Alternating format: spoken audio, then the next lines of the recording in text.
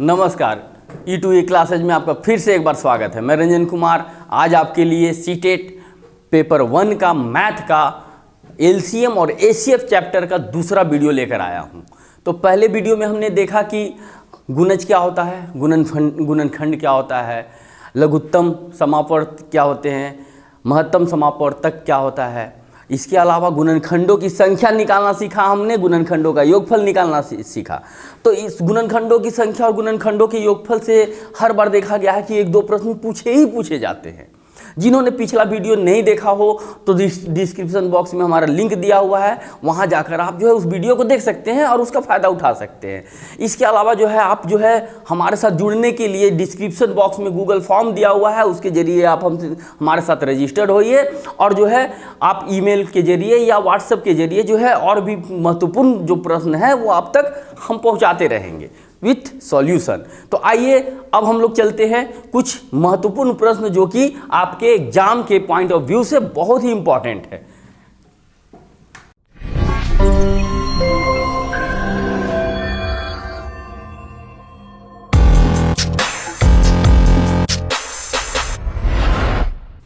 तो पहला प्रश्न आपके सामने है, संख्या 105 के गुणनखंडों की संख्या है। ऑप्शन आपके सामने है A 8, B 3, C 4 या D 6। तो हम लोग चलिए निकालते हैं कि 105 के कितने गुणनखंड हैं। तो मैंने बताया था कि 105 का क्या करना है आपको, अभाज्य गुणनखंड। तो 105 का अभाज्य गुणनखंड करने पर हमें प्राप्त होता है 3 गुने 35। तो 3 गुने 35, 35 को हम लिख सकते हैं 5 गुने 7। तो यहां पर करना क्या है कि जितने भी अभाज्य संख्या उनके घात को 1 बढ़ाकर उनको गुना कर देना है। तो यहां पर 3 का घात 1, तो 1 में 1 जोड़िए, इंटू 5 का घात 1, तो 1 में 1 जोड़ना है, 7 का घात 1, फिर से 1 में 1 जोड़ देना है। तो इस प्रकार आपको जो मिलेगा ये मिलेगा 2 गुने 2 गुने 2 अर्थात 8, जो कि आपका ऑप्शन ए सही है, जो कि आपका ऑप्शन ए सही है। अब आते हैं दूसरे प्रश्न पर। तो प्रश्न आपके सामने है 4, 5 और 6 का सबसे छोटा सार्वगुणज और 5, 6, 9 का सार्वगुणज का अंतर है। तो हमने बताया था कि सबसे छोटा सार्वगुणज कहने का मतलब क्या हुआ, सबसे छोटा लोवेस्ट, सार्व मतलब कॉमन और गुणज मतलब मल्टीपल। तो निकालना क्या है आपको, LCM लघुत्तम समापवर्त निकालना है किसका, 4, 5 और 6 का। तो हमने देखा है कि 4, 5 और 6 का जो लघुत्तम समापवर्त हो जाएगा ये हो जाएगा आपका 4, 5, 6। 2 से आपने भाग दिया 2 बार, 5 ये 3 बार। अब ये भाग नहीं लगेगा तो गुना हो जाएगा, 5 या 15 दूनी 30 दूनी 60। इसी प्रकार 5, 6 और 9 का लसन निकालना है। तो 5, 6 और 9 का जो लसन निकलेगा वो इस प्रकार से निकलेगा, 5, 6, 9, 3 से भाग दीजिए, 5, 2, 3, 5 दूनी 10, 10 तिहाई 30 और 30 तिहाई 90। पूछा जा रहा है कि इनका अंतर कहने का मतलब क्या है कि बड़ी संख्या में से छोटी संख्या को घटा देना। तो अंतर हो जाएगा 90 में से 60 गया, 30 बचा। इस प्रकार से आपका जो ऑप्शन ए है ये इसका सही उत्तर है। आपके सामने अगला प्रश्न कहता है कि 21 और 49 के बीच 7 के गुणजों का योगफल को भाग देना है 25 और 30 का सबसे बड़ा सार्वगुणनखंड। तो उत्तर क्या आएगा, आपको यहां पर क्या कहा जा रहा है, 21 और 49 के बीच 7 के गुणज। तो 7 के गुणज कौन होंगे 21 और 49 के बीच, तो 7 के बाद जो गुणज आता है 21 के बाद जो गुणज आता है 7 का वो है 28, उसके बाद 35 और उसके बाद 42। क्योंकि लेना किसके किसके बीच में है, 21 और 49 के बीच। 7 3 जा 21, 7 21 और 7 7 जा 49, तो उन दोनों के बीच में 7 4 28, 7 5 35 और 7 6 42।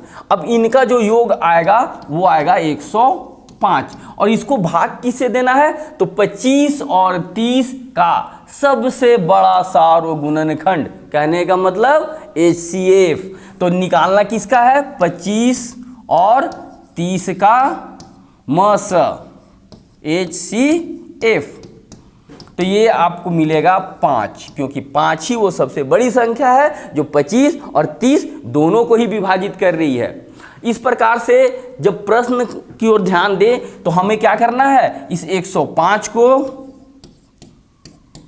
5 से भाग दे देना है, तो उत्तर आएगा आपका 21, जो कि ऑप्शन डी में है। आपका ऑप्शन डी सही उत्तर है। इसी क्रम में अगला प्रश्न, 84 के सभी धनात्मक गुणनखंडों का योग जो 7 के गुणज है निम्न है। 84 के सभी गुणनखंड, तो 84 का गुणनखंड हम देखते हैं कि क्या क्या है। 84 किससे किससे विभाजित होता है, तो 1 से विभाजित होगा, 2 से होगा, 3 से होगा, 4 से भी होगा, 4 के बाद 6 से होगा, 6 के बाद 7 से होगा, 7 के बाद ये 12 से होगा, 12 के बाद 14 से होगा, 14 के बाद 21 से होगा, 21 के बाद ये 28 से भी विभाजित होता है। इसके अलावा 42 से और किससे, 84 से। तो 84 के गुणनखंडों में हमें देखना है 7 के गुणज। तो 7 के गुणज कहाँ है, ये रहा पहला, ये दूसरा। इसी प्रकार से 7 का गुणज 28 भी है, 42 भी है और 84 भी है। अब इन्हीं का क्या निकालना है आपको, का योग। तो उत्तर जो आएगा आपको 7 जोड़ 14 जोड़ 21 जोड़ 28 और जोड़ 42 और जोड़ 84 करने पर। तो इस प्रकार से 4 2 6, 6 8 14, 1 15, 15 4 19 और 19 और 7 26 की 6, हाथ में 2, 8 2 10, 4 14, 2 16, 2 18 और 1 19, 196। 196 आपका उत्तर सी सही है। अब हम आते हैं अपने अगले प्रश्न पर। तो यह प्रश्न कुछ इस प्रकार से है कि यदि 36 और 48 के सार्वधनात्मक गुणनखंडों का गुणनफल को अगर लिखा जाए तो किस प्रकार से लिखा जाएगा। हमें लिखना है 999 जोड़ 9 गुने रिक्त स्थान। इस रिक्त स्थान पर कौन सी संख्या होगी वो आपको इन ऑप्शन में से खोज कर भरना है। तो पहले समझिए कि 36 और 48 के सार्वधनात्मक गुणनखंडों का गुणनफल निकालने के लिए क्या करना होगा। तो उसके लिए आपको करना क्या होगा कि 36 के सभी गुणनखंडों को लिखना होगा। 36 के सारे गुणनखंड इस प्रकार से होंगे। 36 किससे विभाजित होगा, 1 से, 2 से, 3 से, 4 6 9 12 18 और 36। इसी प्रकार 48 के गुणनखंड कौन कौन से होंगे, तो 48 किससे किससे विभाजित होगा, 1 2 3 4 6 8 12 16 24 और 48। अब यहां बोला जा रहा है सार्व। सार्व करने का अर्थ क्या है, कॉमन। सार्व का मतलब होता है कॉमन, उभयनिष्ठ, जो कि दोनों में हो। तो सार्व यहां पर कौन कौन आ रहे हैं, कॉमन 1 1 2 2 3 3 4 6 और 12। तो इन्हीं का गुणनफल निकालना है। गुणनफल निकालने के लिए 1 गुने 2 गुने 3 गुने 4 गुने 6 और गुने 12। तो आप देखेंगे कि 12 6 दूनी 12 और 4 तिहाई 12, यानी कि 12 गुने 12 गुने 12, 12 का घन होता है 1728। अब इसको जो है इस रूप में लिखना है। अगर मान लिया जाए हमने 1728 को लिखा कि 999 जोड़ 9 गुने x, इस x का मान क्या होगा। तो चलिए हम इस x का मान निकालते हैं। 1728 को हमने क्या लिखा, 999 जोड़ 9x।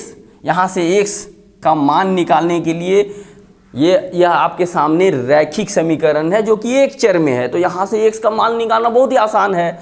तो आपने क्या किया कि 9x को एक तरफ रखा, 999 को दूसरी तरफ भेज दिया, तो यह 1728 में से माइनस हो जाएगा, घटने के बाद आपको मिल जाएगा 729। तो इसी प्रकार अगर x की बात करें तो x का जो मान होगा 729 को 9 से भाग दे देने पर आपको 81 मिल जाएगा। तो 81 जो है आपका सही उत्तर है, जो कि ऑप्शन ए कहता है। अगला प्रश्न, 36, 54 और 60 का सबसे छोटा सार्वगुणज। सबसे छोटा सार्वगुणज कहने का मतलब LCM, सबसे छोटा, लोएस्ट, बस उससे पकड़ लेना है।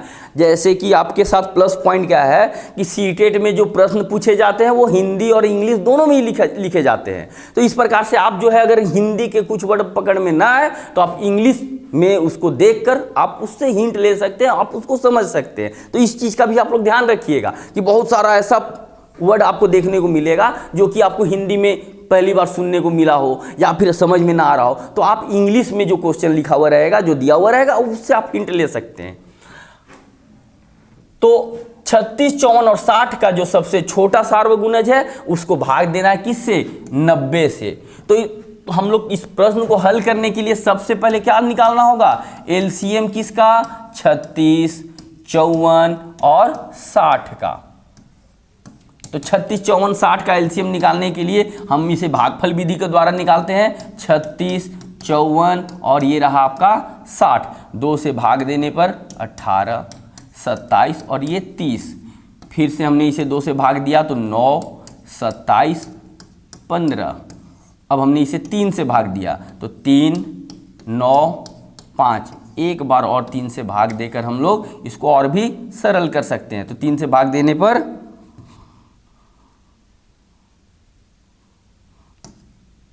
1, 3 और ये 5। अब यहाँ पर दोनों ही अभाज्य संख्या है, अलग अलग हैं, आप यहीं पर छोड़ दो आप। अब चलिए इसका मल्टीप्लाई करने पर क्या मिलता है, 5 दूनी 10, 3 तिहाई 9, 9 तिहाई 27, 27 दूनी 54, 54 गुने 10, 540। भाग किससे देना है, 90 से। तो 540 को 90 से भाग देने पर 0 से 0 कैंसिल, 9 छक 54, 6 प्राप्त होता है, जो कि आपका ऑप्शन डी सही है। तो इस प्रकार से आप आसान प्रश्न है, 1 नंबर का है, आप आसानी से एलसीएम और एचसीएफ से जो भी प्रश्न दिए जाएंगे आप उसमें मार्क्स गेन कर सकते हो। बस थोड़ा सा जो है सिंसियर रहना है। अब आते हैं अपने अगले प्रश्न में।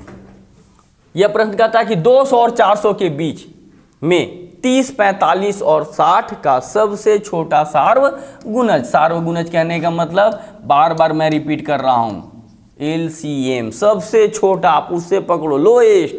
एलसीएम को भाग देना है 15, 24 तथा 45 का सबसे बड़ा सार्वगुणनखंड से।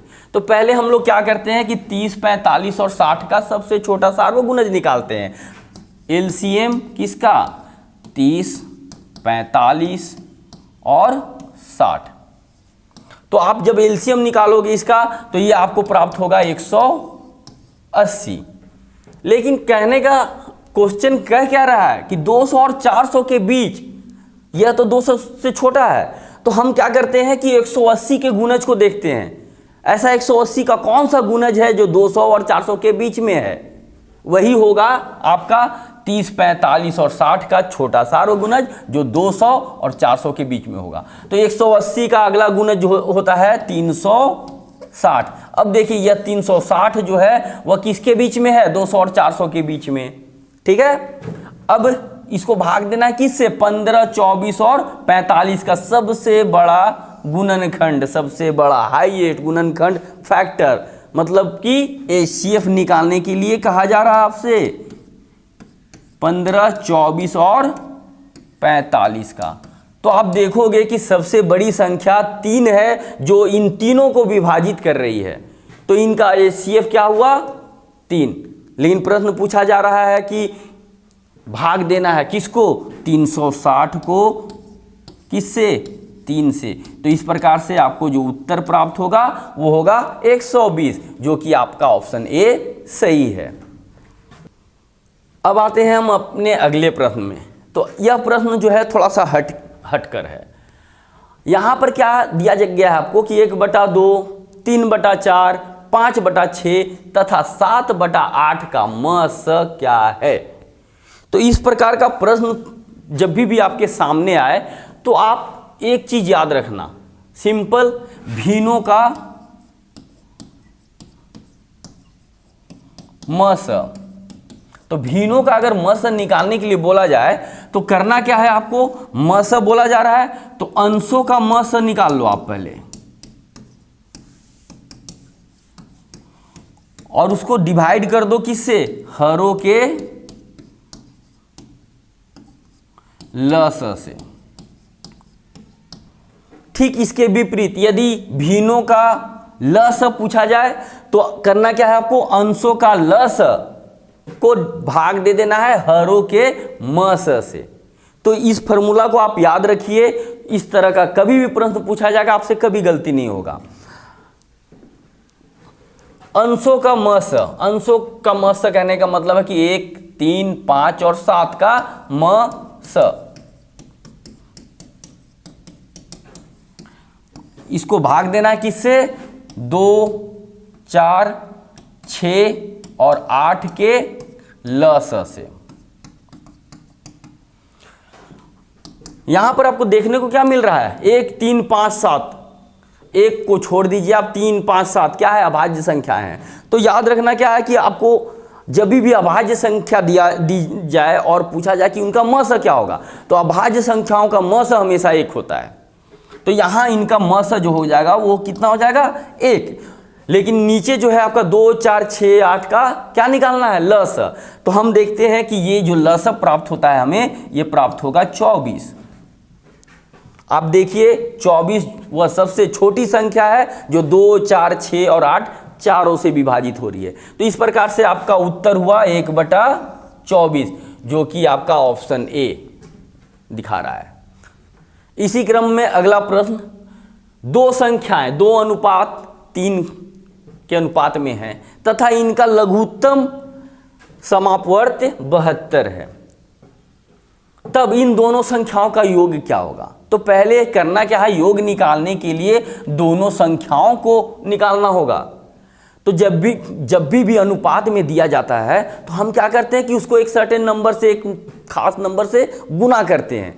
तो अगर मान लिया जाए कि पहली संख्या है 2x और दूसरी संख्या है 3x, इन दोनों का जो लस है लघुत्तम समापवर्त्य वो 72 है। लेकिन पहले इन दोनों का आप लस निकालो।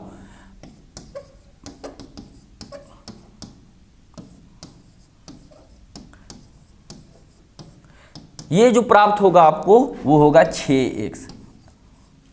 मेरे हिसाब से बहुतों को कंफ्यूजन होता होगा इस तरह का लसन निकालने में, तो वो भी मैं आपको क्लियर कर दे रहा हूं। 2x और 3x, यहां आप देखिए कि 2 गुने x है और 3 गुने x है। हम क्या कर रहे हैं कि इसको x से भाग दे रहे हैं।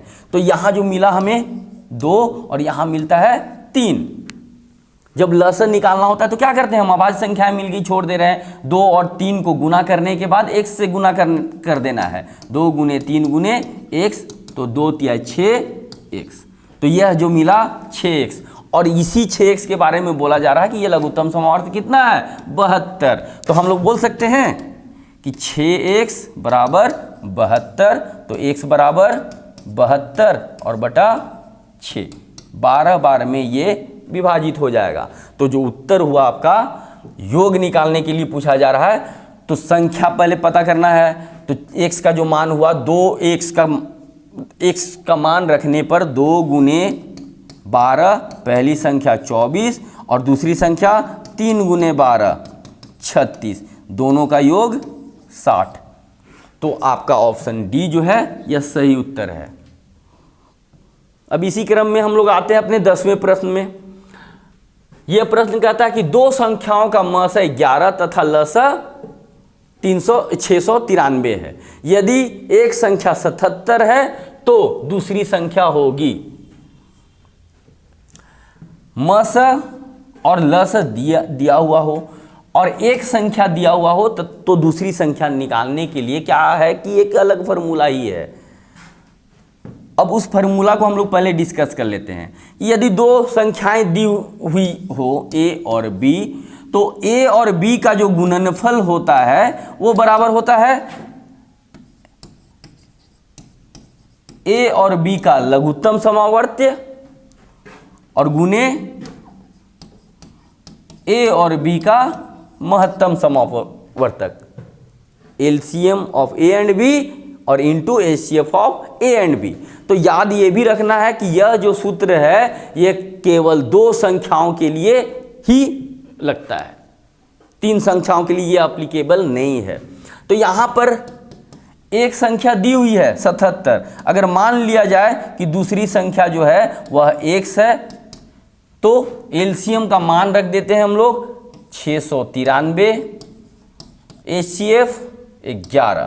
यहाँ से इस x का मान जो है आसानी से निकाला जा सकता है। तो x का मान निकालने के लिए 77 को आप क्या करो दूसरी तरफ भेज दो, तो 693 गुने 11 और बटा 77, 11 से 7 बार में और 7 से 7 9 63, 6 बजने के बाद 7 9 63, 99 आपका जो है वो सही उत्तर है, जो कि ऑप्शन सी दर्शा रहा है।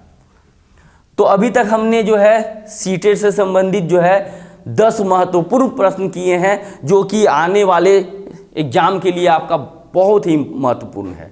आप इसी आधार पर जो है और भी प्रश्नों को जो है आप अभ्यास करते रहिए और हमारे साथ जुड़े रहिए, ताकि हम जो है और भी प्रश्न जो है आप तक पहुंचा सकें। अगर वीडियो अच्छा लगा हो तो कृपया लाइक कीजिए, शेयर कीजिए और सब्सक्राइब कीजिए। धन्यवाद।